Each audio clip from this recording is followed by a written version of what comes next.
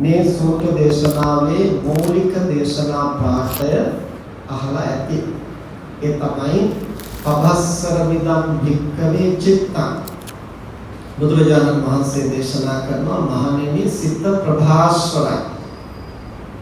ඇයිද සිත ප්‍රභාස්වරයි කියලා කියන්නේ? මනුෂ්‍ය ලෝකේ ඉපදිලා ඉන්න අපි සියලු දෙනාම මනුලොවට පැමිණියේ පෙර භවයේ නියමකොට කුසලයක් සිහිපත් වූ නිසා. කුසල සිත කියන්නේ පිරිසිදු සිත. අලෝභ, අද්වේෂ, අමෝහ කියන කුසල මූලයන්ගෙන් පිරිසිදු වූ සිතකට තමයි කුසල සිත කියන්නේ. අලෝභ, ලෝභ, ද්වේෂ, මෝහ කියන අකුසල මූලයන් පෙරදරි වුණොත් ඒ සිත අඳුරු, කිලිටි වුණු දුර්වල සිතක්. එතකොට එබඳු දුර්වල සිතකින් කිසි කෙනෙක් මනුලොවට එන්නේ නැහැ. ඒ වගේ දුර්වල මානසික තත්ත්වයක් මතුවුනොත් ඒතරත්තා නිරය, තිරිසන් ලෝකය, പ്രേත ලෝකය, අසුර ලෝකය කියන මේ සතර පායන් තැනක දුගතියක තමයි උත්පත්ති ලබන්නේ. මනුෂ්‍ය ලෝකය කියන්නේ සුගතිය.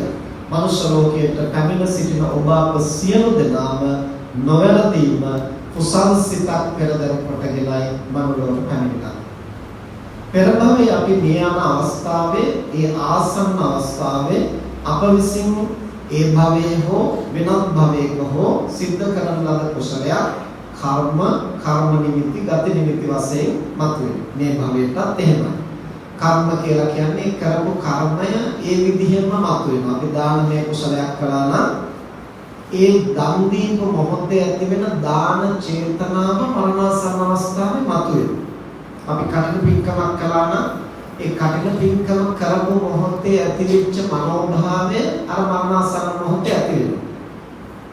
අකුසලයක් එහෙමයි ප්‍රාණඝාතයක් කළා නම් ඒ ප්‍රාණඝාත චේතනාව එහෙමම මතුවෙනවා. ඒකට තමයි කර්ම මතුවෙනවා. කර්ම නිමිති කියලා කියන්නේ ඒ කුසල චේතනාව මෙච්චර පැහැදිලි නෑ.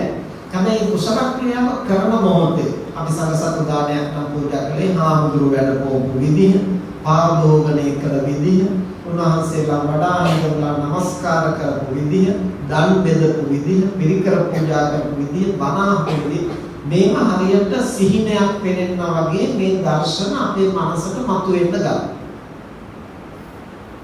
අකුසලයක් කළා නම් ඒත් ඒ වගේ තමයි ඊට අදාළ දර්ශන. ඒකට කියනවා කර්ම නිමිති කියලා.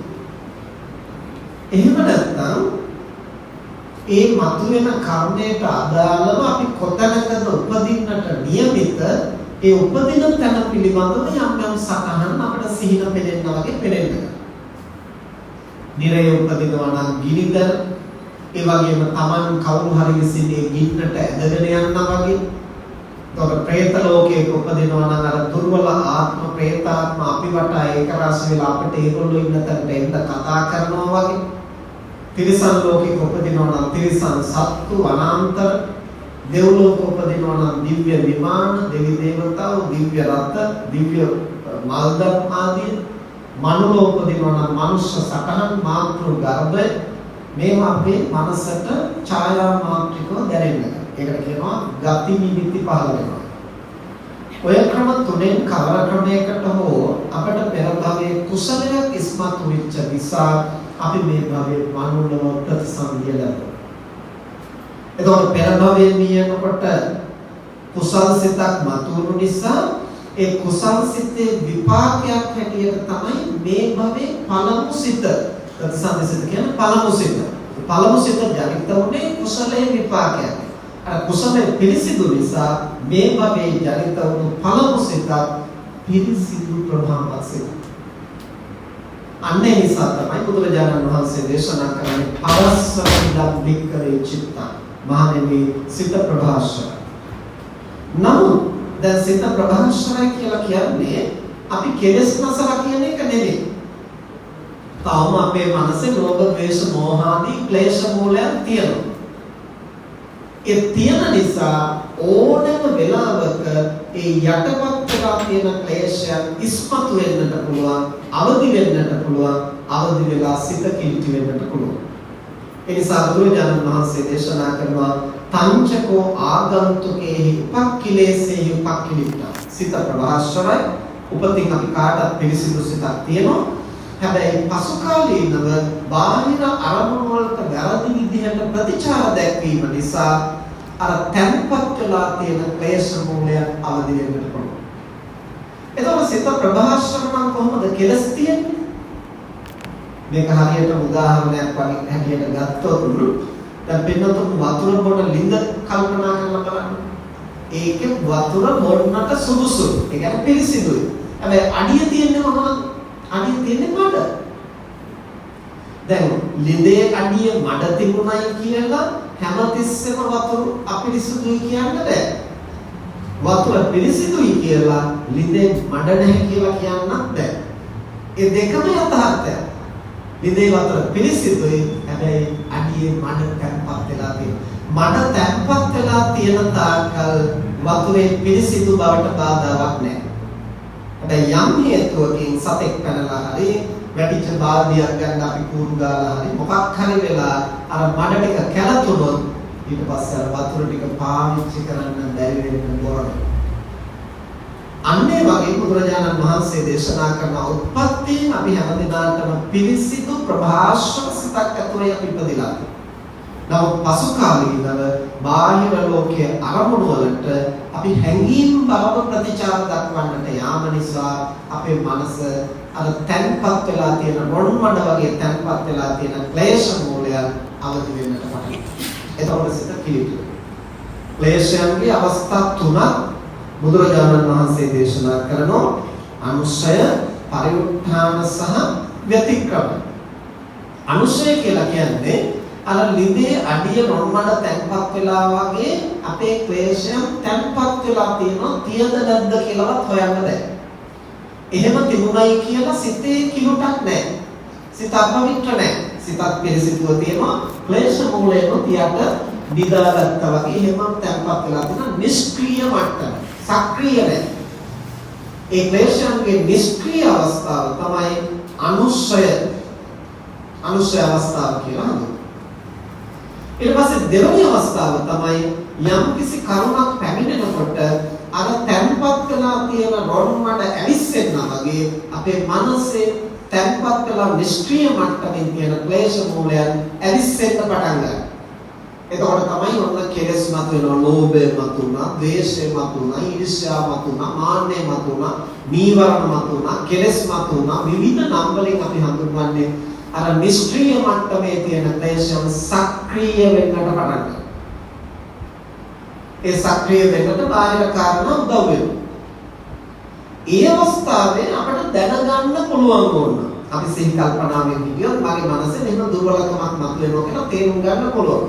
තේරුම් ගත්තොත් උත්සාහ කළොත් ඒ වෙලාවෙම නැවත මේක දුරු කරන්න පුළුවන්. දුරු කරන්න පුළුවන්. දුරු කරන්න අපිට ක්‍රම දෙකක් පාවිච්චි කරලා එකක් තමයි නැවත වතාවක් අර ක්ලේශයන් යටපත් වෙන්න සලස්වන එක. දැන් වාජනයක හරි ලිඳේ හරි මඩ කැළතුනාට පස්සේ අපිට එක වැඩක් කරන්න පුළුවන් ආයෙ කලත්තන්න නැතුව පරිස්සමින් එහෙම තියලා තිබ්බන් පස්සේ ස්වභාවිකවම රොන් මඩ ටික යටට විදෙන. ඒක එක ක්‍රමයක්. දෙවෙනි ක්‍රමය තමයි හොඳට වාජනේ කලත්තලා මඩ ටිකත් එක්ක එළියට අරගෙන වතුර ටික පෙරලා සුද්ධ කරනවා. අන්න ඒ වගේ මනස පිරිසිදු කරන්න ක්‍රම දෙකක් තියෙනවා. සමත විදර්ශනා. සමත ක්‍රමය කියලා කියන්නේ ඇවිස්සෙන ක්ලේශය යටපත් වෙන්න සලස්සනවා. ඒකට මොකක්ද කරන්නේ? යම් අරමුණක් නිසා නම් අපේ මනස වික්ෂිප්ත වෙන්නේ වෙනත් යහපත් අරමුණක සිත පිහිටුවා ගන්න. අපේ මනසේ රාගය මතුවෙනවා නම් ඒ රාගය මතුවෙන අරමුණෙන් මනස ඉවත් කරලා අසුභය පිළිබඳව අවධානය යොමු කරනවා. එතකොට ක්ලේශය යටපත්. අපේ මනසේ කෝපය මතුවෙනවා නම් මෛත්‍රිය ඇති වෙච්ච අවස්ථාවක් ගැන අවධානය යොමු කරනවා. එතකොට ක්ලේශය යටපත්. ඒ ක්‍රමයට කියනවා සමත කියලා. විදර්ශනා කියන්නේ ඒක නෙමෙයි. අර හොද්දට කලත්තලා තව ටිකක් අවශ්‍යලා අර මඩ ටිකත් එක්ක එළියට අරගෙන වාර කිහිපයක් පෙරලා සුද්ධ කළාට පස්සේ ආයෙ කොච්චර කැළතුණත් ඒක බොර වෙන්නේ නැහැ. ඒ බොර වෙන්නේ නැත්තේ භාජනේ මඩ නැති නිසා. අන්න ඒ වගේ තමයි විදර්ශනා කියලා කියන්නේ මේක කැළතුනේ මොකක් නිසාද? අපිට බැලුව බැලමට පේන්නේ හොලවපු නිසායි කැළතුනේ. වාදනය කරන මඩ සහිත වතුර ටිකක් තියෙනවා උඩින් පිරිසිදුයි.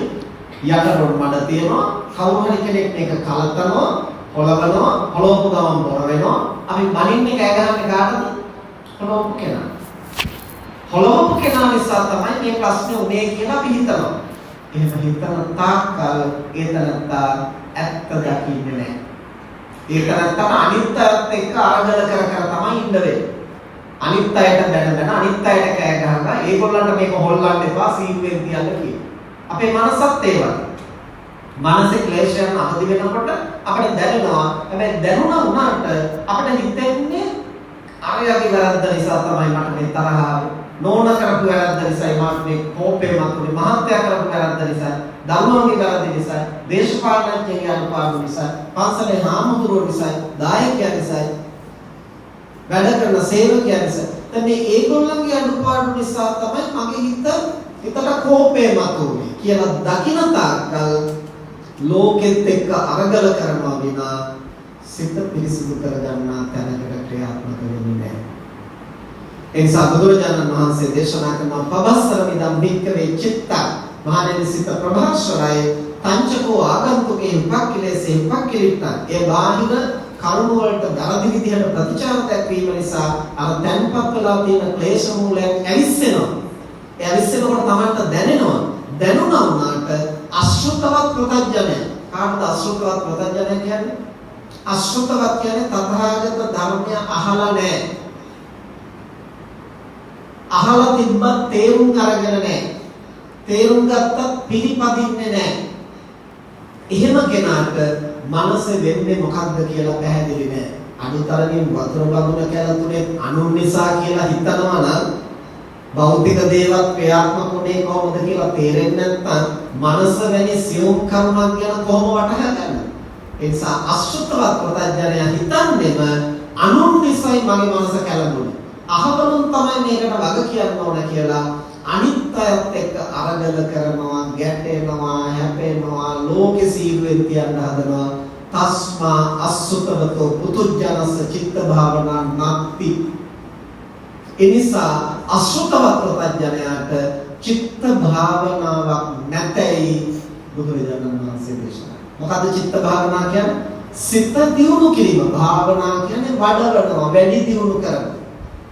තොද සිත වැඩි දියුණු කරන්න. සිත වැඩි දියුණු කරන්නට අපිට වැඩ තුනක් කරන්න වෙනවා. මොනවද?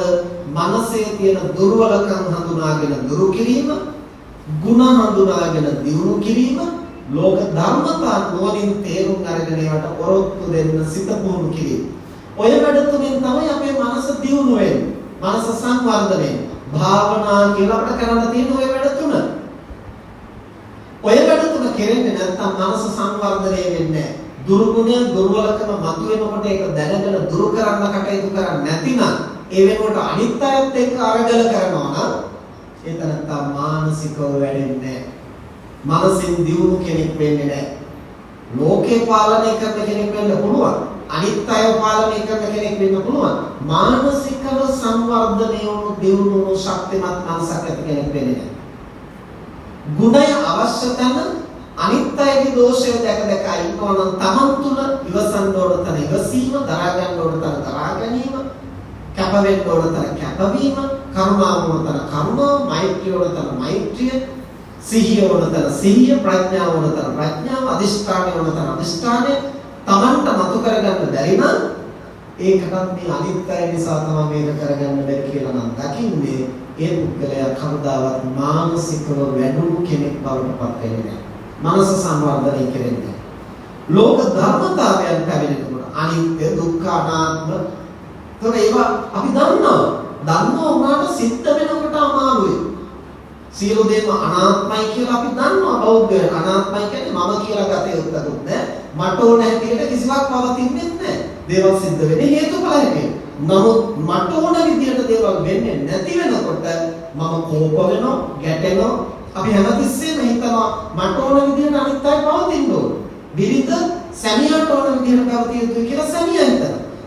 සැමියා බිරිඳට ඕන විදිහට පවතිය යුතුයි කියලා බිරිඳ හිතනවා. අපි දන්නවා මේක ලෝකේ අනාත්මයි. මම කියලා කෙනෙක් නැහැ. මට ඕන විදිහට පාලනය කරන්න බෑ. එතන තියෙන හේතු ප්‍රත්‍ය මත තමයි ක්‍රියාත්මක වෙන්නේ. ඒක දන්නවා වුණාට ඒකේ පිහිටලා ඉන්නට අපි සමත් නැහැ. ඒ යථාර්ථය පිළිගෙන ඒකට ඔරොත්තු දෙන්න සිත පුරුදු කරලා නැති නිසා දන්නවා වුණා ඒක සිද්ධ වෙනකොට අපි ගැටෙනවා, හැපෙනවා, ප්‍රතික්ෂේප කරනවා. ඇයි වැඩුණු මනසක්, පුහුණු කළ මනසක්, දියුණු මනසක් නැති නිසා. අනිත්‍යයි කියලා දන්නවා, කැරෙනවා, බිඳෙනවා, මැරෙනවා කියලා දන්නවා. කැමති දෙයක් කැඩුණොත් අපි කුපිත වෙනවා. සමීපතම කෙනෙක් මැරුණොත් අපි ශෝක වෙනවා. එයිද? අනිත්‍යයි කියලා දන්නවා. ඒක දන්නවා නම් මොකද්ද මේ අමාරුව? දන්නවා වුණාට ඒ දන්නා දේ මත පිහිටා සිටින්නට මනස පුහුණු කරලා නැහැ. එහෙනම් එතනත් වැඩුණු මනසක් ඇති කෙනෙක් නෙමෙයි. දියුණු මනසක් ඇති කෙනෙක් නෙමෙයි. ඒ නිසා මනස වැඩෙන්නේ, මනස සංවර්ධනය වෙන්නේ, මනස දියුණු වෙන්නේ පියවර තුනකින්. මොනවද පියවර තුන? දුර්ගුණ මතුවෙනකොට එය හඳුනාගෙන දුරු කරන්නට පුහුණු වීම, යහගුණ අවශ්‍ය තැනදී එය මතු කරගෙන එහි පිහිටා සිටින්නට පුහුණු වීම, තුන්වෙනි කාරණය ලෝක ධර්ම හමුවේ නොසැලී ඒ ධර්මතාවයක් බව තේරුම් අරගෙන ඒ සමග ඒකාත්මිකව සහයෝගයෙන් ක්‍රියාත්මක වෙන්නට පුළුවන් සැහැල්ලුවක්. මේ කරුණු තුන ප්‍රගුණ කරන ප්‍රමාණයට තමයි ඒතරත්තා වැඩුණු මනසක්, භාවිත මනසක් ඇති කෙනෙක් වෙන්නේ. ඔය වැඩ තුනට තමයි භාවනා කියලා කියන්නේ. ඕකෙත් විවිධ කමඨහන් තියෙන්න පුළුවන්, විවිධ ක්‍රම වේද තියෙන්න පුළුවන්. මොන ක්‍රම වේදයෙන් හරි කරන්න ඕන ඔය ටික. නමුත් අද ගොඩක් දෙනා භාවනා කිව්වම මම හිතාගෙන ඉන්නේ කකුල් දෙක නමා ගන්න ඕන, කොන්ද කෙලින් කරන්න ඕන, අතක් උඩ අතක් තියා ගන්න ඕන, ඇස් පියා ගන්න ඕන, වෙනම තැනකට යන්න ඕන, මනස සැහැල්ලු කරගන්න ඕන. අන්තිමට ඒක ඔක්කොම කරලා තියෙනවා. භාවනා නැහැ. ඇයි? තිබිච්ච දුර්ගුණයක් හෙලවිලාවක් නැහැ. කිසිදු යහගුණයක් අවදි වෙලා නැහැ. ලෝක ධර්මයන් හැමෝේ පෙර බොළඳ විදිහටම හැසිරෙනවා. ඉතින් මොකක්ද ඒකට භාවනා? ඉරියව්වක බොහෝ වේලාවක් වාඩි වෙලා විතරම. දැන් මේවා කියන්නේ චෝදනාවක් හැටියට නෙමෙයි. සමහර වෙලාවට අපි දකිනවා සමහර කියනවා අනේ වයස්ගත වෙනකොට පොඩි ළමයි වගේ වෙනවා. වයස්ගත වෙනකොට පොඩි ළමයි වගේ වෙන්නට පුළුවන්. උදේට කාපු දේ මතක නැහැ. ඒ වගේ ඉන්ද්‍රිය පද්ධතිය දුර්වලකම් එක්කලා වැඩි දුවන්න පනින්න බෑ. අතපය මුදු මොලොක් වෙනවා. එතකොට පුළුවන් තරම් එක තැනක ඉන්නවා. අනිත් අයගේ සහයෝගය නැතුව නැගිට ගන්නත් බෑ. ඉතින් මේ වගේ කායික ගැටලු ටිකක් මතුවෙනවා. ඒක අපිට පිළිගන්න වෙනවා. හැබැයි වයසට යනකොට ඉවසීම නැති වෙනවනම්, බොළඳ වෙනවනම්, හොඳ නරක තේරුම් ගන්න බැරි වෙනවනම්, කුපිත වෙනවනම්, ලෝභය වැඩි වෙනවනම්, මසුරුකම් වැඩි වෙනවනම්, හැමදේම බදා ගන්න හදනවනම්, අර පෙර තිබිච්ච සංයමයේ දමණය නැති වෙලා යනවනම්, ඒවා මහලුකමේ ප්‍රශ්න නෙවෙයි පින්නතුනේ. හයිය හත්තිය තියෙන කාලේ හරියට පුහුණු කරන්නේ නැතුව නිකන් උඩින් එල්ලගෙන විතරක් හිටපුවා වයස්ගත වෙනකොට ඔක්කොම හැලෙනවා. ඇයි තරුණ කාලේ අපි ලැජ්ජාව නිසා, සංස්කෘතිය නිසා, මාන්නය නිසා, අභිමානය නිසා, සමාජයේ ඉදිරිය අපට පෞරුෂයක් ඇතුව ජීවත් වෙන්න ඕන නිසා අපේ ඇතුලේ හැබෑ තත්ත්වය අපි එළියට දාන්නේ නැහැ. ඒක පාලනය කරගෙන, හිර කරගෙන අපි තැනට ගැලපෙන හැටියට ජීවත් වෙනවා. හැබැයි වයසට යනකොට එහෙම හිර කරගෙන, ඇඹ ගහගෙන, පාලනය කරගෙන ඉන්න ගතිය ගිලිනවා. ගිලිච්ච ගමන් ඇතුලේ තියෙන ඔක්කොම දෝරේ ගලන්න පටන් හරියට පුහුණු කළා නම් වයස්ගත වෙනකොට යහගුණ දුර්ගුණ බවට පත් වෙන්නේ නැහැ. හරියට පුහුණු කළා නම් වයස්ගත වෙන්න අර සඳුන් ගහ වයසට යන්න ආටුව වැඩෙන්න වගේ, කලවර ගහ වයසට යන්න දි รา පත් වෙන්න ආටුව වැඩෙන්න වගේ ඇතුළතින් වැඩෙන්නට ඕන. ඇතුළතින් වැඩෙන්නේ නැහැ කියනවා නම්, ඇතුළ දුර්වල වෙනවා කියනවා නම්, ඒ කියන්නේ අරටුවක් තිබිලා නැහැ. අරටුවක් සැකසීලා නැහැ. නිකන් වයසට ගිහිල්ලා අවලංගු කාසියක් බවට පත් වෙමින් පමණයි තියෙන්නේ. ඉතින් ඒ තත්ත්වයටපත් වෙනවා නම් ඒ කියන්නේ අපි භාවනා කරනවා කියලා දිගු වෙලාවක් වාඩි වෙලා හිටියට අපේ මනසේ දුර්ගුණ මතුවෙන්නේ කොහොමද කියලා හඳුනාගෙන දුර්ගුණය මතුවෙන මොහොතේ අනිත් අයත් එක්ක අරගල කරනවා වෙනකොට මගේ මනසේ දුර්වලකම දැනගෙන ඒක දුරු කරන්න පුහුණු කරලා නැතිනම් යහගුණේ අවශ්‍ය තරම් ඉවසන්න දරා ගන්න ඕන තරම් මේක පුරුදු කරලා නැතිනම් උපේක්ෂාව මතු කර ගන්න ඕන තරම් මේක පුරුදු කරලා නැතිනම් අනිත් අය Taman කියන විදිහට වැඩ කරන්නේ නැති වෙනකොට මේක ලෝක ධර්මතාවයක් මේකයි අනාත්ම ධර්මය කියන එක තේරුම් ගන්න සිත පුරුදු කරලා නැතිනම් මොකක්ද මානසික සංවරය මොනවද දිනු කරලා තියෙන්නේ අපේ රේරුකානේ මහානායක හාමුදුරුවෝ අවුරුදු 100ක් වැඩ අන්තිම අවුරුදු 9 උන්වහන්සේගේ ඇස් දෙකම පේන්නේ නැහැ. කන් දෙකක් යාන්තම් යනවා. ඇඳේම වැතිරලා හිටියේ. බැසිකිළියට යන ඔසවලා තියනවා. දාන ටික වල දාන්න ඔසවලා වාඩි කරලා පිටට හේතු කරලා දාන ටික දීලා මේ තමයි බත් මේ තමයි ව්‍යංජන කියලා අතින් ස්පර්ශ කළාට පස්සේ අරගෙන බලන්න මොකුත් වෙන්නේ නැහැ. දැන් උන්වහන්සේ දාන්නේ වරදන වලට කැමති නැහැ. උන්වහන්සේ අරගෙන බලන්නේ. තොර බත් ටික ව්‍යංජන ටික දාන්න මේ මේවයි කියලා අත තියලා පෙන්නනවා අරගෙන බලන්න. එහෙම හිටියා. එතකොට උදේ නායක හඳුනන මොනවද වැරදුනේ කියලා අහුවොත් මතක නැහැ. නමුත් කිසිදාක උන්වහන්සේගේ ගුණය සත්පුරුෂකම උන්වහන්සේගේ ධර්මඥානය උන්වහන්සේගේ ආධ්‍යාත්මික දියුණුව ඒක කවදාවත් පිළිගන්නේ නැහැ. දවසක් නායක හඳුනන උන්වහන්සේට ඇස් පේන්නේ නැති නිසා බෙල් එකක් සවි කරලා තියෙනවා විදුලි සීනුවක්. ඒ සීනුව හයි කරලා තියෙන්නේ ආවාසේ එළියේ ඒකේ බොත්තම හයි කරලා තියෙන නායක හඳුරෝ ඉන්න ඇඳ ළඟ බිත්තිය. දැන් නායක හඳුරන්ට මොනවාරි වුණාම කතා කරනවා අපේ කිරෝඩේ ධම්මානන්ද හඳුරෝ තමයි වසර 17ක්ම රැඳවල් උන්වහන්සේට උපස්ථාන කළේ. ඒතර උන්වහන්සේ කතා කරලා නැත්තම් පොඩි වී කැලක් තියෙන එකෙන් අර ඇඳ විට්ටකට තට්ටු කරනවා. ඒත් කවුරුත් ආවේ නැත්තම් අර විදුලි සීනුවේ බොත්තම ඔබනවා. එතකොට ඒක විදුලියෙන් ක්‍රියාත්මක කරන සීනුව බදිනවා මුළු පන්සල් ලත්තට මේ සීනුව ඇහෙනවා. කවුරු හරි ඉක්මනට දුවගෙන එනවා නායක හඳුරන්න මොනවාරි අවශ්‍යතාවයක්. දවසක් කිරිවලේ හාමුදුරුවෝ උන්වහන්සේට ධර්මදේශනාවකට යන්න ඕන වෙලා පොඩි හාමුදුරුවෝ නමකට කතා කරලා කියලා තියෙනවා. පොඩි හාමුදුරුවෝ කොට නායක හාමුදුරුවෝ ගාවේ ඉන්න මොනවාරි අවශ්‍ය වුණොත් බලලා දෙන්න මම ධර්මදේශනාවට ගිහින් එන්නම් කියලා කිරිවලේ හාමුදුරුවෝ පණ කළේ. පස්සේ දැන් පොඩි හාමුදුරුවෝ ටික වෙලාවක් බලා හිටියදී මහානායකව මල කඳ වගේ ඔහි අද උඩ තියෙනවා. මොකක්වත් නැහැ. කලාතුරකින් කතා කළොත් විතරයි. ඉතින් පොඩි හාමුදුරුවෝ බලාගෙන හිටියා විශේෂයක් නැහැ. උන්වහන්සේ එළියට ගියා. කොහොමද ඔය ගියාතරේ විදුලිය විසන්දිය. නායක හාමුදුරුවන්ට වතුර ටිකක් ඕන වෙලා නායක හාමුදුරුවෝ කතා කරලා දෙනවා කවුද ළඟ ඉන්නේ මට වතුර ටිකක් දෙන්න. කවුරුත් ආවේ නැහැ. ඊට පස්සේ නායකව සුරුදු විදියට ලී කෑල්ල අරගෙන ඇඳ පිටකට තට්ටු කළා. කවුරුත් ආවේ නැහැ.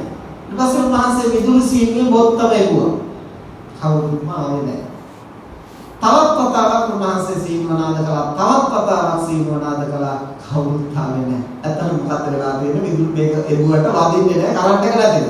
නමුත් නායකයන්ට ඇස් පේන්නේ නැති නිසා විදුලිය තියෙන නැද්ද කියලා පේන්නේ නැහැ. කන්ද ගැහෙන්නේ නැති නිසා සීනුව නාද නැද්ද කියලා හිතන්නේ. දැන් නායකයන්තු හිතාගෙන ඉන්නේ තුන් පාරක් බෙල්ලගෙන යනවා කවුරුත් ආවේ නැහැ. ටික වෙලාවකින් කිරියෝනේ හාමුදුරුවෝ බණට ගිහිල්ලා ආපහු යවිදී නායක හාමුදුරුවෝ ළඟට ඇවිත් කියලා දෙනවා නායක හාමුදුරුවනේ මෙච්චරලා මේ කරන්ට් එක නැතුව තිබුණා මේ දැන්නේ ආවේ කියලා කියනවා. කියනකොට තමයි නායක හාමුදුරුවෝ කියලා දෙන්නේ ධර්මානන්ද මම දන්නේ කරන්ට් එක නැති බව. මට වතුර ටිකක් ඕන වෙලා මම කතා කළා කවුරුත් හිටියේ නැහැ. මම ලීයෙන් මේකට තට්ටු කළා කවුරුත් ආවේ නැහැ. මම සීනුව තුන් පාරක් නාද කළා ඒත් කවුරුත් ආවේ නැහැ. නමුත් මට දැන් තේරෙනවා ඒක විදුලිය නැති නිසායි කියලා. නමුත් ඒ වෙලාවේ මම දැනගෙන හිටියේ නැහැ. මට හිතුනේ මම තුන් පාරක්ම බෙල් එක ගහලා කවුරුත් ආවේ නැහැ කියලා. දැන් මෙහෙම හිතනකොට කෙනෙකුට කොහොම වෙයිද මානසික තත්ත්වය? සාමාන්‍ය කෙනෙක් නම් මෙච්චර පොත් ලියලා මෙච්චර බණ කියලා අනිත් වෙලාවට දස දිග්භාගයෙන් ඇවිල්ලා නැද වැටිලා කියනවා අපේ ආශ්‍රත් කරගෙන ඔබ වහන්සේ වැඩ ඉන්න වතුර ටිකක් ඕනොත් නම් මොකෙක්වත් ළඟ නැහැ. කෙනෙකුට කෝප වෙනවා නම් කෝප වෙන්න ඕන තරම් සුදුසු සාධකයක්. නමුත් නායක හඳුරෝ මොකද කල්පනා කරන්නේ මේක නේද අනාත්ම ධර්මය. මේක නේද බුදුහාමුදුරෝ දේශනා කළ අනාත්ම ධර්මය. ඇයි අනාත්මයි කියන්නේ මම කියලා කෙනෙකුත් නැහැ. මගේ ඕනකමට කිසිවක් පවතින්නේ නැහැ. මගේ ඕනකමට පවතින මම කියලා කෙනෙක් ඉන්න එපා. මෙතන තියෙන නාම රූප ධර්ම ටික. දැන් අදුතරමින් මගේ ඇස් දෙකවත් මට ඕන විදිහට නැහැ. ඒ නිසානේ මට පේන්නේ නැත්තේ. මගේ කන් දෙක මට ඕන විදිහට වැඩ කරන්නේ නැහැ. ඒ නිසායි ඇහෙන්නේ නැත්තේ. මගේ අතපය මට ඕන විදිහට වැඩ කරන්නේ නැහැ. නැත්තම් නැගිටලා වතුර එක ගන්න පුළුවන්. මගේ පංචස්කන්ධේවත් මට ඕන විදිහට වැඩ කරන්නේ නැතිනම් මම සීනුව ගහනකොට මම කතා කරනකොට ලෝකයේ අනිත් පංචස්කන්ධයන් මට ඕන විදිහට වැඩ කළ යුතුයි කියලා කොහොමද මම අපේක්ෂා කරන්නේ? මේක නේද බුදුහාමුදුරුවෝ දේශනා කළ අනාත්ම ධර්මය කියලා. උන්වහන්සේ එතන ඉඳලා අනාත්ම ලක්ෂණය පිළිබඳ ගැඹුරු විදර්ශනාවකට යමු වෙනවා. වෙන කෙනෙක් නම් අපි ඇස්සලට දැකලා තියෙනවා සමහර අය වයසට යනකොට මුත්‍රා කරන්න ඕන, දැසිකිලි යන්න ඕන කියලා කතා කරනකොට උස්සලා තිබ්බේ නැත්තම් මල මුත්‍ර කරලා අතින් අරගෙන බිත්තිවල අතුල්ලනවා සමහර. ඇයි? අනිත් අයගෙන් පලිනන්නේ.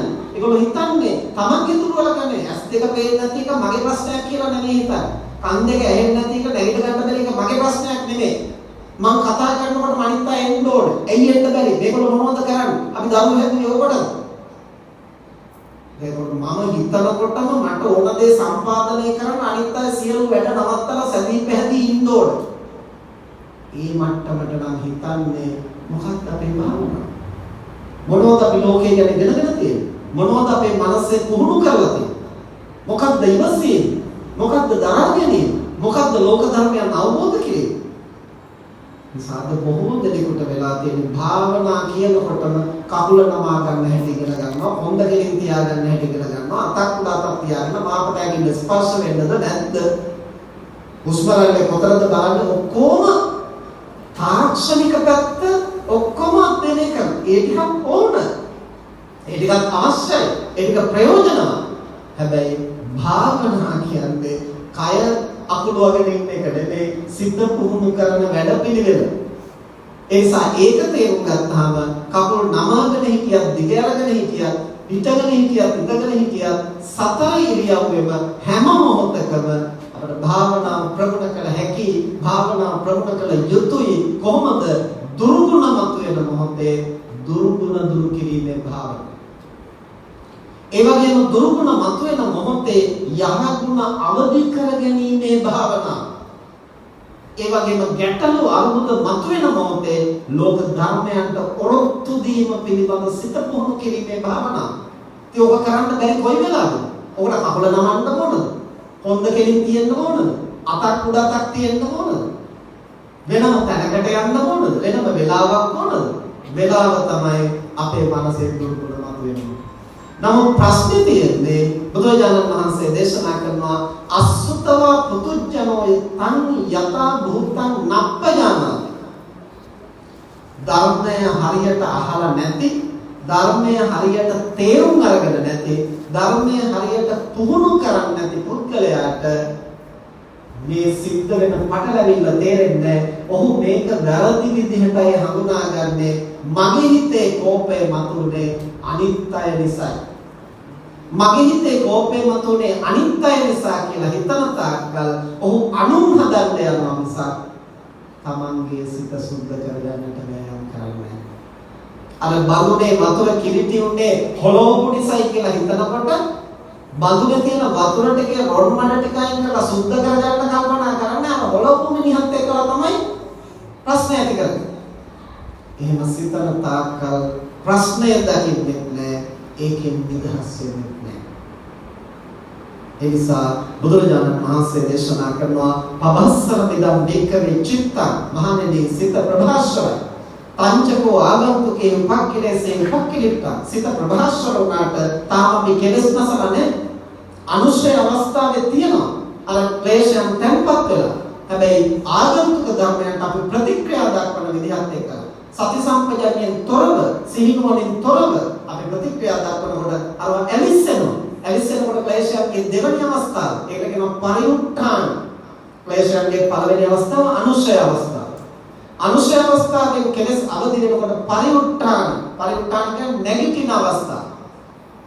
මේ පරිඋත්ථාන අවස්ථාවේ ක්ලේශයන් නැගිටින අවස්ථාවේ අපි හරියට ඒ ක්ලේශය හඳුනාගෙන දුරු කරගන්න සමත් වුණොත් එතනින් ප්‍රශ්නේ විසඳ ගන්න පුළුවන්. බැරි වුණොත් තුන්වෙනි අවස්ථාවට යනවා. මොකද්ද තුන්වෙනි අවස්ථාව? ව්‍යතික්‍රමන. එහෙම නැත්නම් පාලියෙන් කියනවා වීතික්‍රම. මොකද්ද වීතික්‍රම කියලා කියන්නේ? ඒ ක්ලේශයට පුළුවන් වෙනවා අපේ කය, වචනය, සිත සම්පූර්ණයෙන්ම ආක්‍රමණය.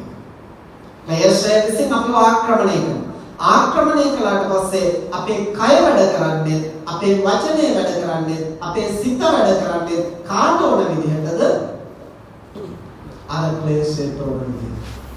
මේක හරියට උදාහරණයකින් කිව්වොත් දැන් ඔය මේ පොඩි දරුවෝ දන්නවා, වැඩිහිටියෝ දන්නවා, සමහර ත්‍රස්තවාදීන් සූක්ෂමව ගුවන් යානාවට ඇතුල් වෙලා ඒ ගුවන් යානය Tamanට ග්‍රහණය කරගන්න.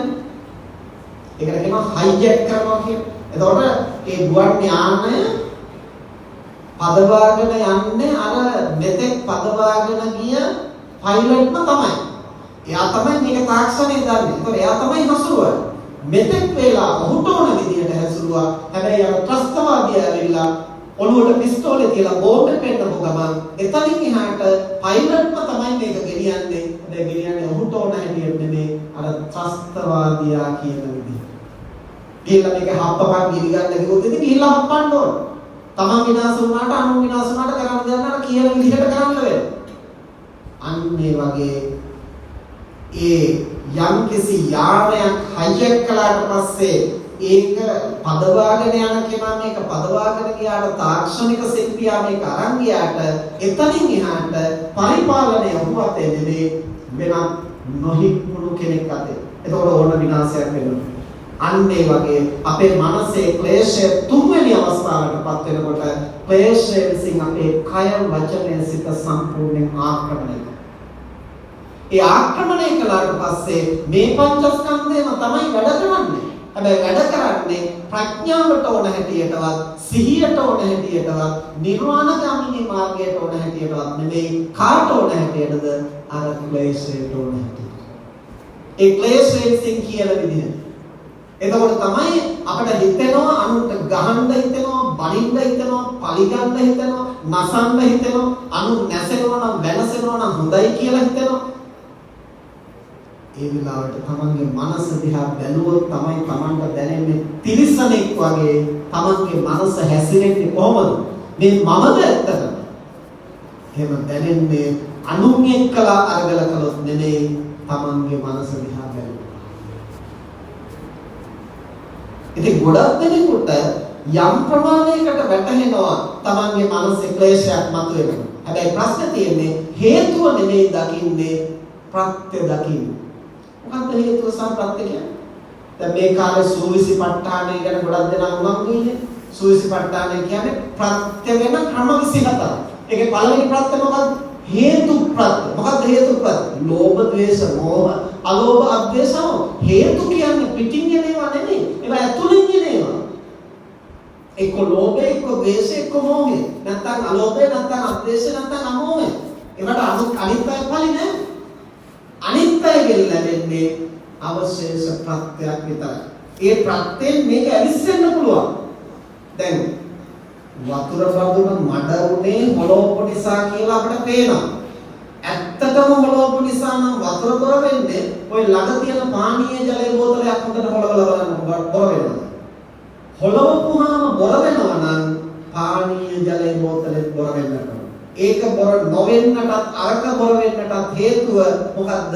සෙලවීමට අමතරව තව යමක් එහි තිබිය යුතුයි. මොකක්ද යම? ඇතුලේ තියෙන රොන්මඩ. අනිත් කෙනා කරපු වැරද්දෙන් වෙන්න පුළුවන් ඇවුස්සුනේ. හැබැයි ඇවුස්සුනේ මොකද්ද? ඇතුලේ තියෙන ක්‍රෝධය, ඇතුලේ තියෙන ද්වේෂය. දැන් ඒකත් නිකන් ඇවිස්සෙන්නේ නැහැ. අනිත් අය වැරදි කරපු මොකට අපේ කෝපය ඇවිස්සෙන්නේ. සමහර වැරදි කරනකොට අපි hina වෙලා නිකන් ඉන්නවා. සමහර වැරදි කරනකොට අපි නොදැක්කා වගේ නිකන් ඉන්නවා. සමහර වැරදි කරනකොට අපි උපහාසයෙන් බලනවා. සමහර වැරදි කරනකොට අපි කරුණාවෙන් කියා දෙනවා. සමහර වැරදි කරනකොට සමහර අවස්ථාවල අපි කුපිත වෙනවා. ඇයි ඒ? උදාහරණයක් ඇටියට ගන්න. දැන් මම පුංචි දරුවෙක්. ගෙදර ඉන්නකොට අම්මගේ ඇඟේ එල්ලෙනවා, කරේ නගිනවා, මූණ ඉදිනවා, නොයෙක් જાති කරනවා. එතකොට අම්මට ඇති වෙන්නේ දරුවා ගැන ලොකු සෙනෙහසක්. අපි හිතමු දැන් බන ටික අහන්න ඇවිත් වාඩි වෙනකොට කරේ නගින්නයි, මූණ ඉදින්නයි ලෑස්ති වෙනවා. එතකොට අම්මට එනවා තරහ. දැන් පොඩි දරුවා කලේ එකම දේ. එකම දේ කලේ. එකම දේට විතක සෙනෙහස ඇති වෙනවා, විතක කෝපය ඇති වෙනවා. ඒක දරුවාගේ ප්‍රශ්නයක්ද? නෑ පිටුතුනි. දරුවා කරපු ක්‍රියාවට අපි ප්‍රතිචාර දක්වපු විදිහ.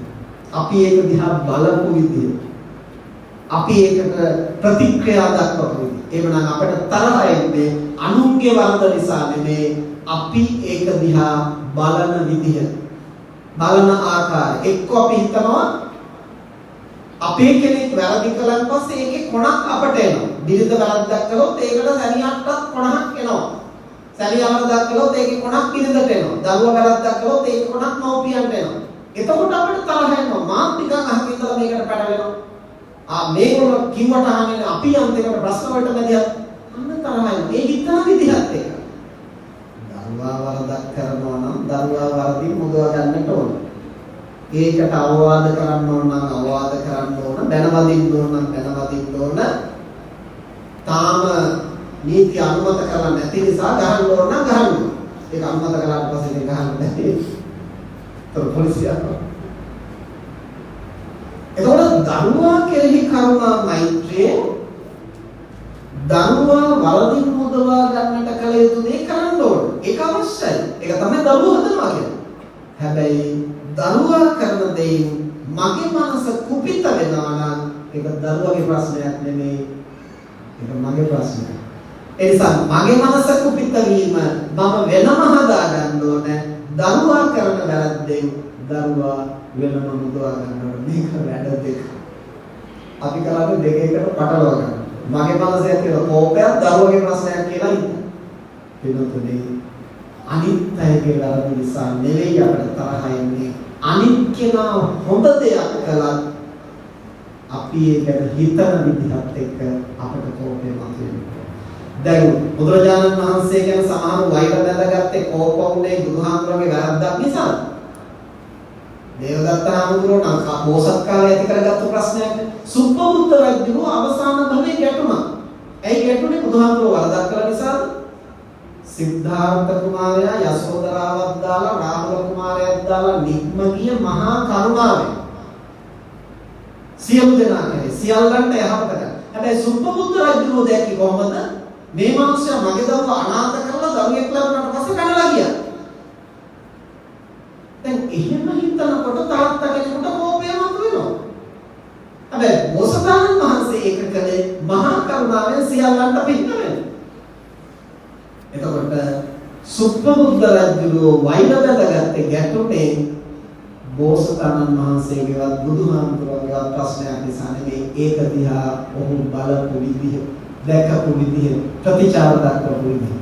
එහෙමනම් අපේ මනසේ කෝපය මතුවෙනවද නැද්ද කියලා තීරණය වෙන්නේ අනුන් කරන දේ ප්‍රත්‍යක් පමණයි. හේතුව මොකක්ද?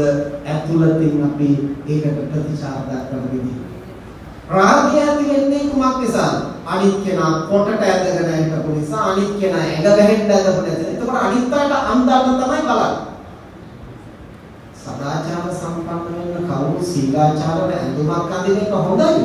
හැබැයි අනිත් කෙනා නිර්වස්ත්‍රව හිටියත් මගේ මනසේ රාගය ඇති වෙනවා එක මගේ ප්‍රශ්නයක්. ඒක තමන් බලන්නට ඕන. අනිත් අය තුල රාගය ඇති නොකරන හැටියට ඇඳුමක් ඇඳීම ඒ පුද්ගලයාගේ කාරණයක්. ඒකට ඒ පුද්ගලයා සමුද්දික වෙනවා.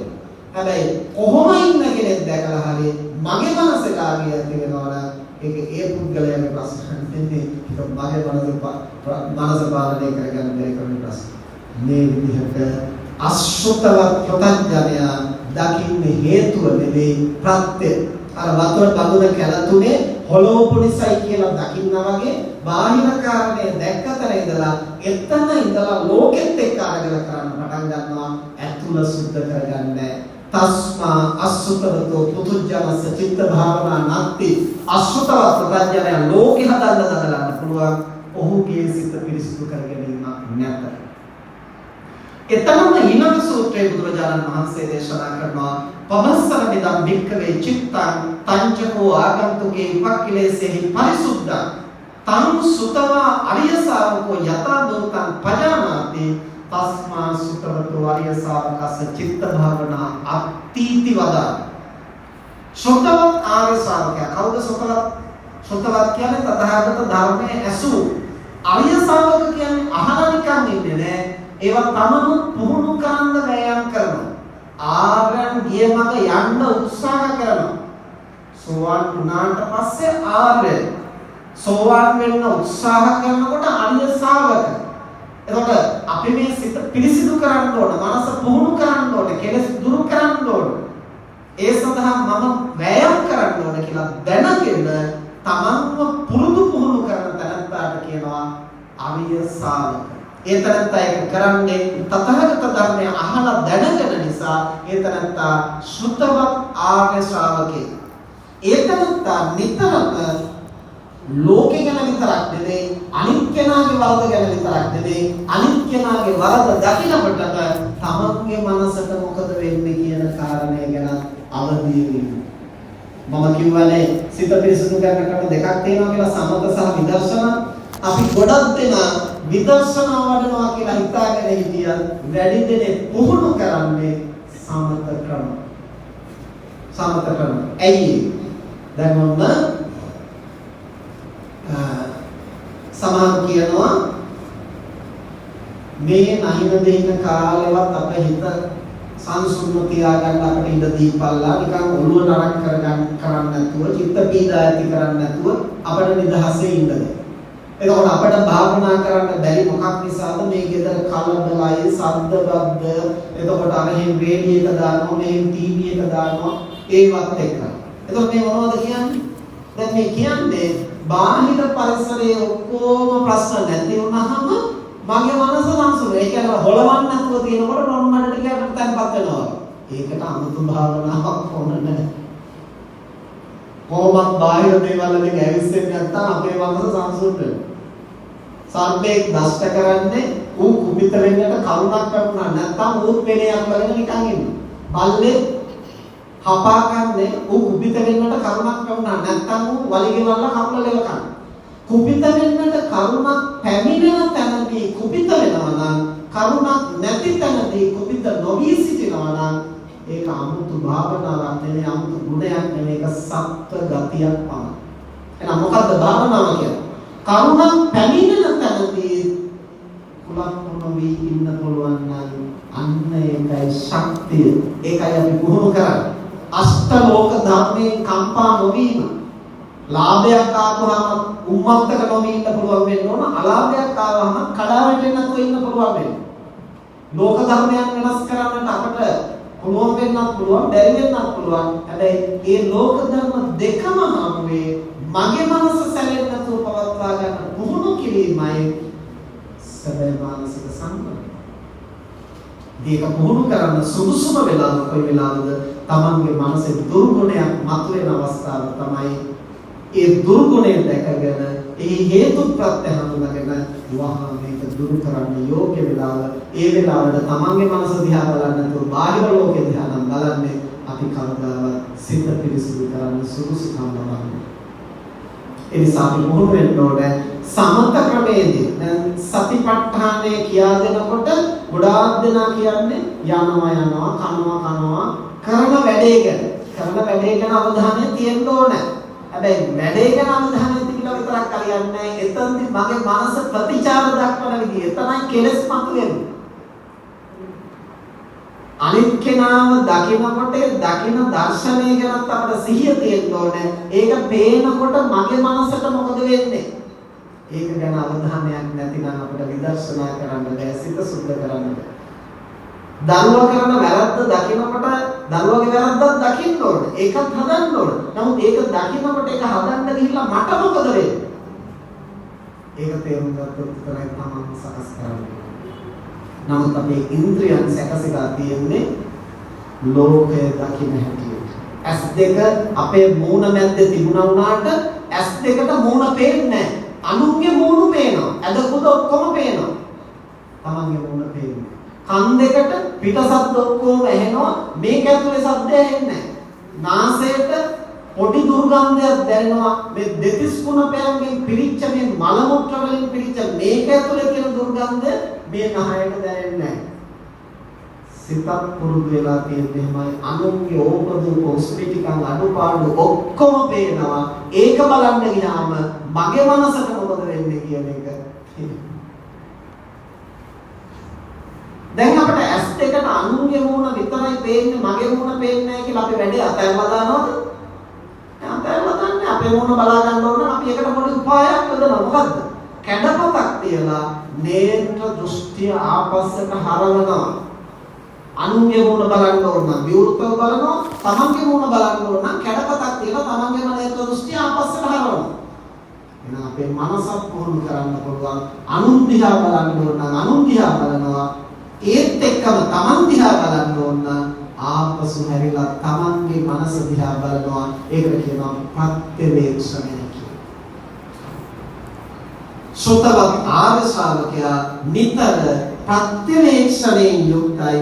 ලෝකයේ අනිත්‍යයේ දෝෂ දකිනවා වගේම ඒතනත්තට තමන්ගේ සිත කිලිටි වෙන හැටි, තමන් වික්ෂිප්ත වෙන හැටි, තමන් විපරීත වෙන හැටි තේරෙනවා. ඇයි හැම විටම ලෝකයේ දකින්නවත් සමගම තමන් ගැන අවදිමත් බවක් ඇති කරගන්න නිසා. ඒ නිසා ඒතනත්තා බාහිරින් මතුනේ ප්‍රත්‍යපමණයි, හේතුව තියෙන්නේ ඇතුළතයි. හරියට දැනගන්න. උදාහරණයකට ලස්සන උපමාවක් දේශනා කරනවා. යථාපි මූලේ අනුපද්දවේ දල්හි චින්නෝ පිරුක්කෝ පුනරේව රුහති. මුදුන් මුලයි අවශේෂ මුල් සහිත ගහක මුදුන් මුලයි අවශේෂ මුල් ටිකයි තියෙන්නේ පොළව යට. ඒක පේන්නේ නැහැ. මේ ගහ මෙතනට වදලයි, හෙවන වැඩි, පැලැටි වල මල් පිපෙන්නේ නැහැ, පොළව තෙතයි. ඒ නිසා මේක මෙතන ඉවත් කරන්න ඕනේ කියලා අපි මොකද්ද කරන්නේ? මුල් ටික පේන්නේ නැහැ. ගහ කඳෙන් කපනවා. නැත්නම් අතු වලින් කපනවා. කපලා අයින් කළාම දැන් ප්‍රශ්නේ විසඳුනා වගේ තමයි පේන්නේ.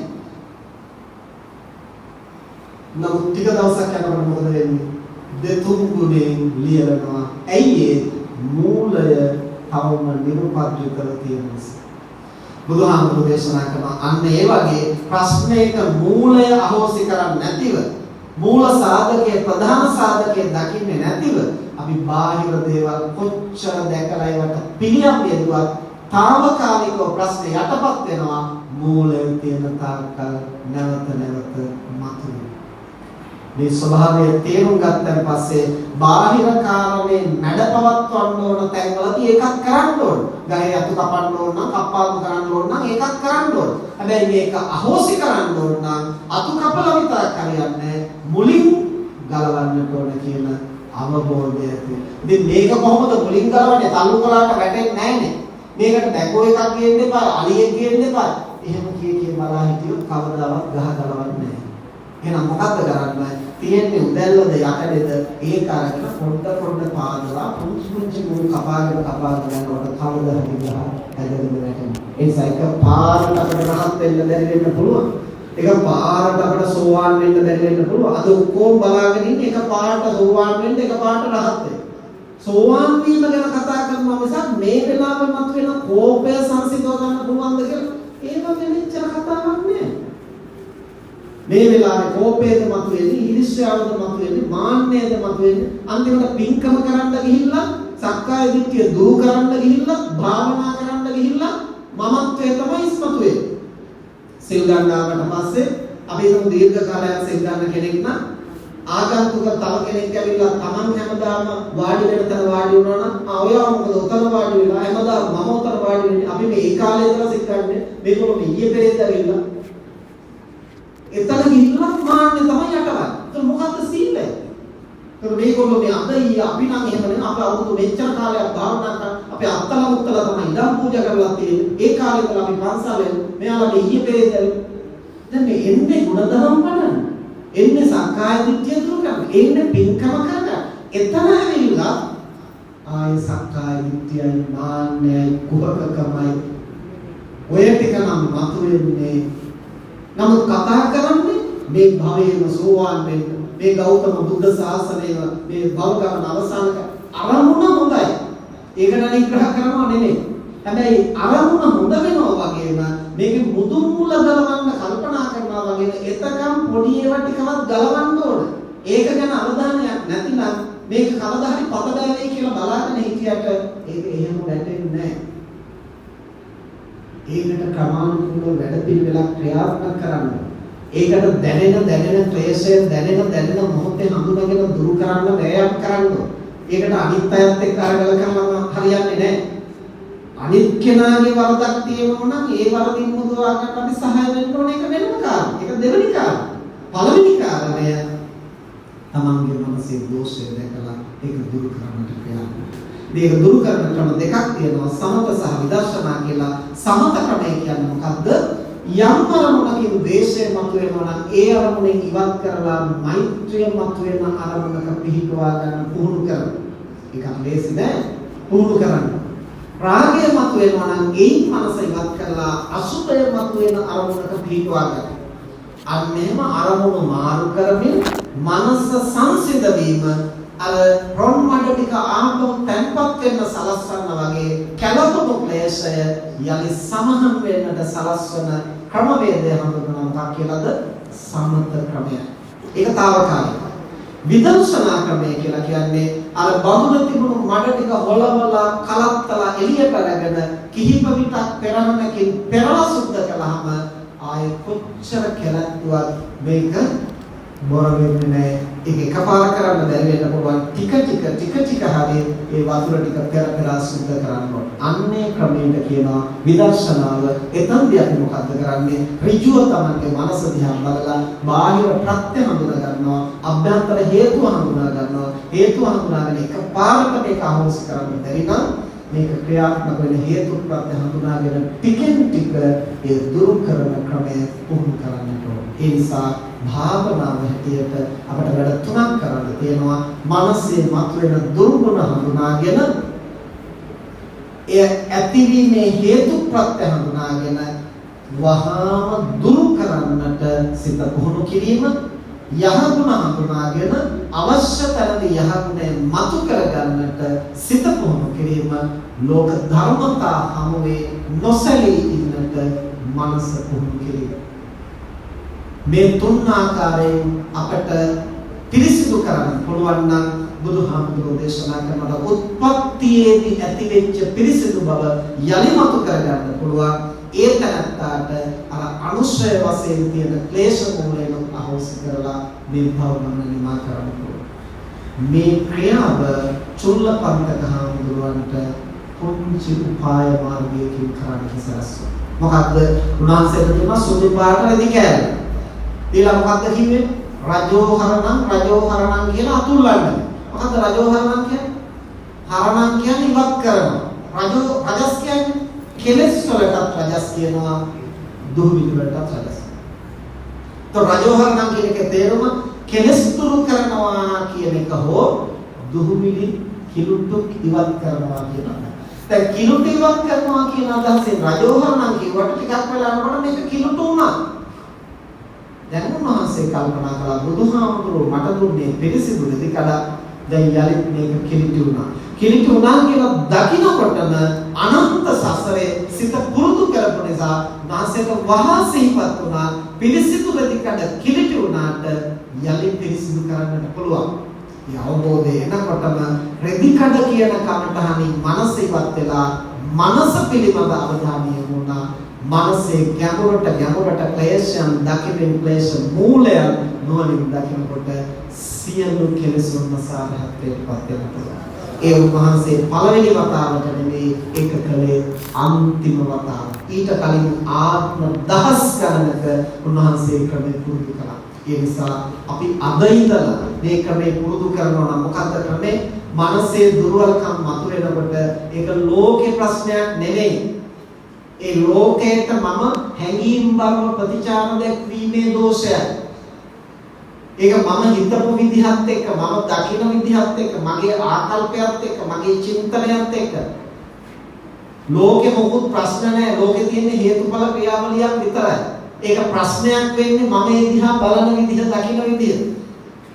මේ කාරණේ නිවැරදිව තේරුම් අරගෙන තමන්ගේ මනසේ ගොඩනැගෙන අර්බුදයෙන් තමන්ගේ සිත කිලිටි වෙනවයි කියන බව දැනගෙන ටිකින් ටික සුද්ධ කරන්නට පුහුණු කරන්න පුළුවන් නම් යම් දිනක චුල්ලපන්තක හාමුදුරුවෝ වහාම චිත්ත පාරිශුද්ධිය ඇති කරමින් සියලු කෙලෙස් ප්‍රහාණය කරන්නට අපි තුල ශක්තිය ගොඩනගෙනවා. ඒක කවදා හරි උදාවේ කියලා බලාගෙන ප්‍රාර්ථනා කරමින් විතරක් ඉඳලා හරියන්නේ නැහැ. ප්‍රාර්ථනාව අවශ්‍යයි. ඒකෙන් තමයි අපි එතනට ඉලක්කගත වෙන්නේ. භවයේ පැතුම පවත්වන්නට ඕනේ. පැතුම පවත්වනවත් එක්ක ඒ සඳහා සුදුසු අභ්‍යාසය අපි කරන්නට ඕන මොකක්ද අභ්‍යාසය? දුර්ගුණ මතුවෙනකොට ඒක අනුන් පිටපටවන්නේ නැතිව තමන්ගේ දෝෂය දැකලා ඒ දෝෂය දුරු කරගන්නට වෑයම් කිරීම. යහගුණ අවශ්‍ය තැනදී අනුන්ගෙන් අපේක්ෂා කරන්නේ නැතුව තමන් තුළ ඒ ගුණය මතු කරගෙන එහි පිහිටා සිටින්නට වෑයම් කිරීම. ලෝක ධර්මතා හමුවේ ඒවා පලා යන්නට ගැටෙන්නට වෑයම් කරන්නේ නැතුව ඒ වෙනස් කර නොහැකි ධර්මතාවයක් නම් ඒකට ඔරොත්තු දෙන්නට ප්‍රඥාවෙන් සිත පුහුණු කිරීම. මේ ක්‍රම තුනට අපේ මනස පුහුණු කළොත් තස්මා සුතවතෝ අරිය ශාවකස්ස චිත්ත භාවනා අත්ථීති වදාමි. බුදුහාමුදුරුවෝ දේශනා කරනවා ධර්මයේ දැනගෙන එසේ ධර්මයේ ප්‍රගුණ කරන්නා වූ ආර්ය ශ්‍රාවකයාට චිත්ත භාවනාවක් ඇතැයි ඒ තැනට සිත දියුණු කිරීම, මානස පුහුණු කිරීම, මානසික සංවර්ධනය ඒකාන්තයෙන් ඇති කරන අත්දකින්න පුළුවන් වෙනවායි කියලා බුදුරජාණන් වහන්සේ දේශනා කළා. මේ කරුණෝ සිහිය පවත්වාගෙන ඔබ අප හැම දෙනාටම පිරිසිදු සිතක් උපතින් ලැබිලා තියෙනවා. කුසල බලයත් එක්කලා ඒ වගේම ශක්තිමත් කයක් ලැබිලා තියෙනවා. හොඳ තියුණු ඉන්ද්‍රිය පද්ධතියක් ලැබිලා තියෙනවා. මේ සියල්ල ලැබිලා තියෙන්නේ මේවා භුක්ති විඳලා වෙනසෙන්නට නෙවෙයි. මේවා උපකරණ හැටියට පාවිච්චි කරලා මනුෂ්‍ය මේ ආත්ම භාවයේ පරමාර්ථය මොකක්ද? මනුෂ්‍ය මනස උසස් කිරීමයි. ඒ නිසා මේ සියලු කටයුතු වලින් මේ මානසික දියුණු, මානසික සංවර්ධනය සඳහා අපි සහායක් ලබා ගත යුතුයි. අවසානයේ කරන්නේ පින්කම වුණා, කරන්නේ භාවනාව වුණා.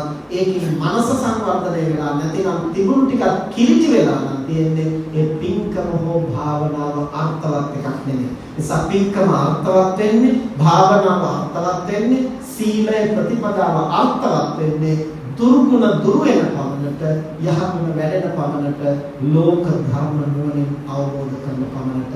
ඒ සඳහා මේ සුද්ධහම් කරුණු හැම දිනාටම මහෝපකාරී වේවා කියලා ආශිර්වාද කරනවා. මෙතෙක් වේලා ධර්ම ශ්‍රවණය කිරීමෙන් සිදු කරගත් සියලු කුසල් දෙවියන් සහිත ලෝකයට මිය පරලෝකීය ඥාතීන්ට ඔබ හැම දිනාටම බුදු පසේ බුදු මහරහතන් වහන්සේ නිවී සැනසී පරිණ වදාළ උතුම් නිවනින් සැනසීම පිණිසම හේතු වේවා කියලා ප්‍රාර්ථනා කරනවා. ආකාශට්ඨා ච බුම්මට්ඨා දේවානාගා මහිද්దికා පුඤ්ඤන්තං අනුමෝදිत्वा චිරං රක්ඛන්තු ශාසනං. ආකාශට්ඨා ච බුම්මට්ඨා දේවානාගා මහිද්దికා පුඤ්ඤන්තං අනුමෝදිत्वा චිරං රක්ඛන්තු දේශනං. ආකාශට්ඨා ච බුම්මට්ඨා දේවානාගා මහිද්దికා පුඤ්ඤන්තං අනුමෝදිत्वा චිරං රක්ඛන්තු ත්වං සදා. අද ධර්ම දේශනාවේ දායකත්වයෙන් දරන්නේ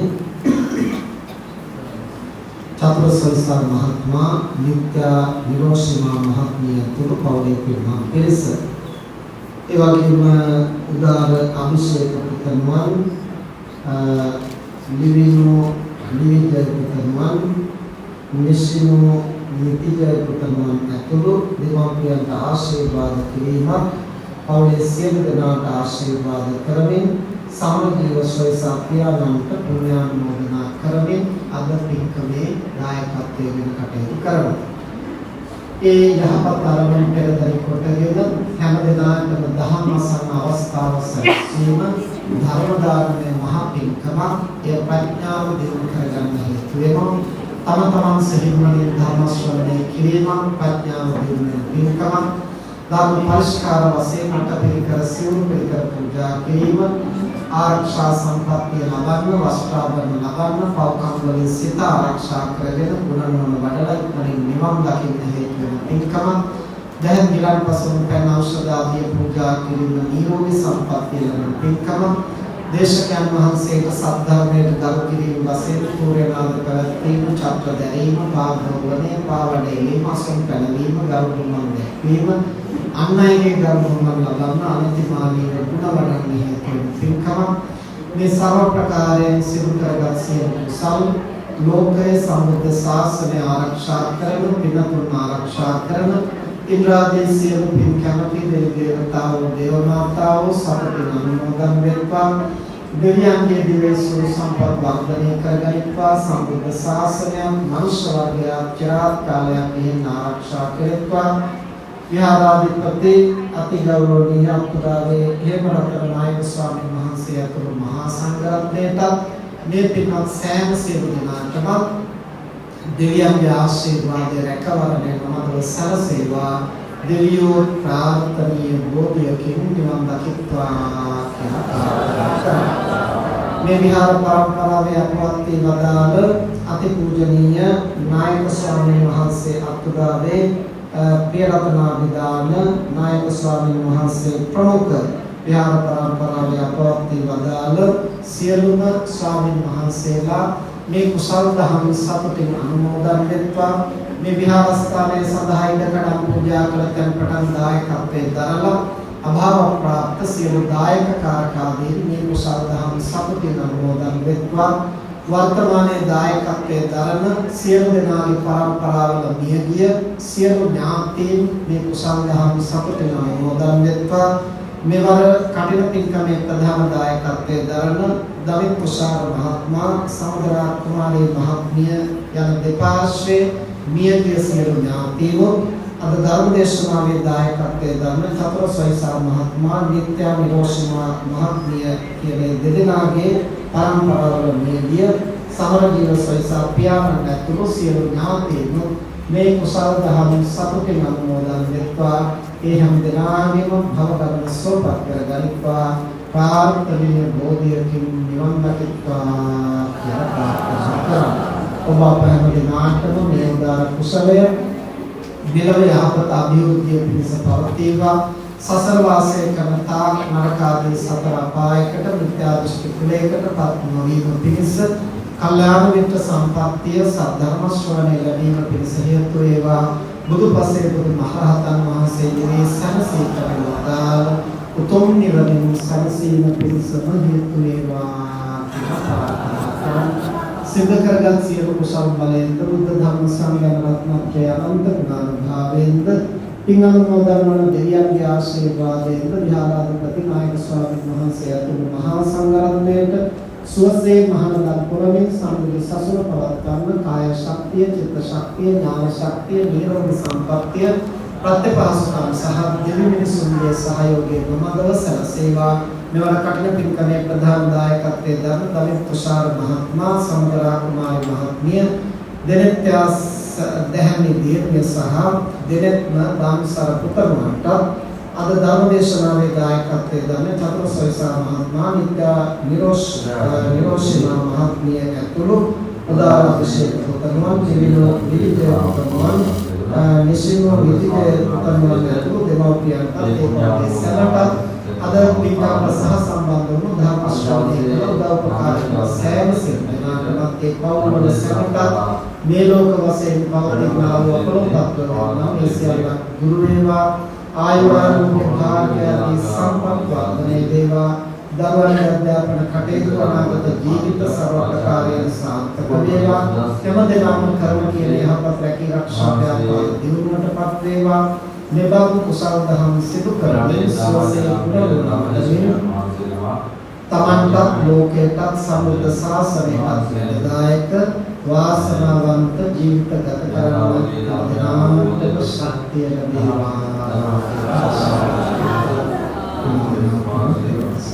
ඉස්සරහට මේ ධර්ම දේශනාව සිද්ධ කරනවා අපි ධර්මයේ ඒ පිළිබඳව දානවා.